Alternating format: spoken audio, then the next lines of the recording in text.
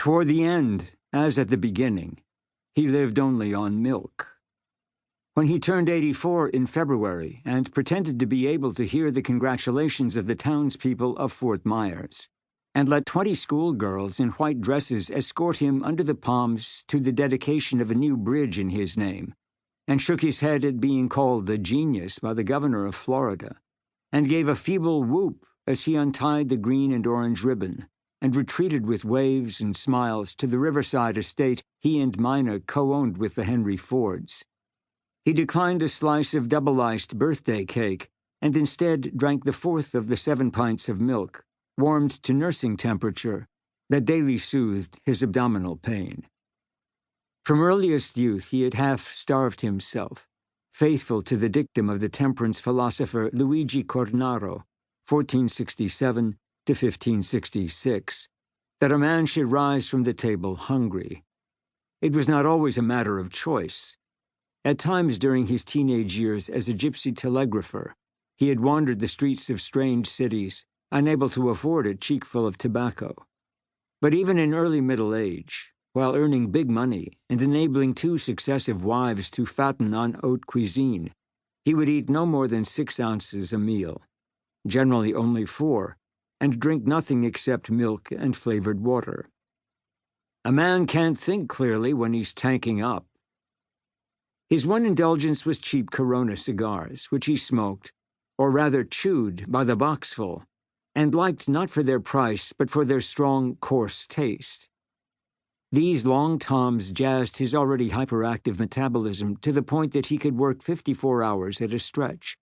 Until about 2 years ago, he had habitually run up flights of stairs and could swing a spry leg over his desk. Long before that, his stomach had shrunk so much that anything more than a lamb chop or a couple of fish balls made him feel sluggish. At 77, he reduced his daily diet to a slice of toast, a tablespoon of porridge, another of spinach, a sardine, and 4 Unita biscuits washed down with pint after pint of milk.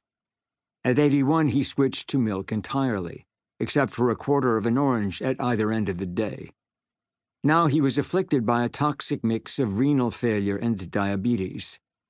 Famously indestructible, having near-blinded himself with the study of incandescence, suffered countless acid burns and electrical shocks, bombarded his arms and face with Röntgens, and breathed enough mine dust to give a lesser man pneumoconiosis, he seemed at last to be in final decline, along with the national economy, about $15 billion of which derived from his inventions.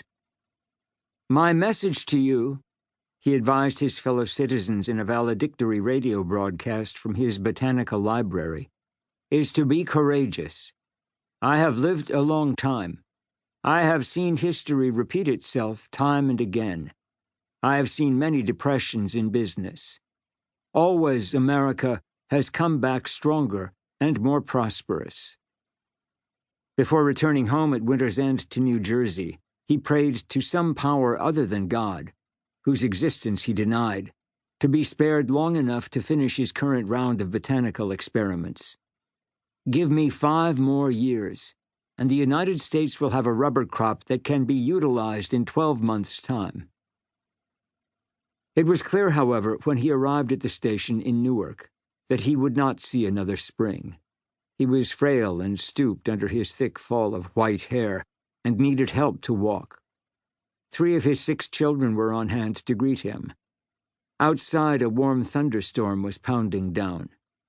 Mina threw a protective rug over her husband's shoulders as he tottered toward a waiting automobile for the short drive to West Orange. Next morning, employees at his vast laboratory complex up Main Street waited for the old man, as he had been known since his 20s, to punch in early as usual. But for the rest of June and all of July, he uncharacteristically remained at Glenmont, his mansion in the gated confines of Llewellyn Park.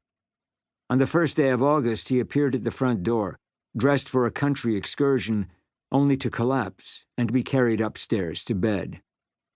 3 physicians arrived in a hurry, one of them by chartered plane.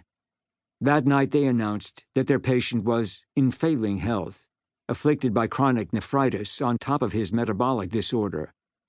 Aware that Wall Street would react negatively to this news, they added, "The diabetic condition now is under control, and the kidney condition seems improved."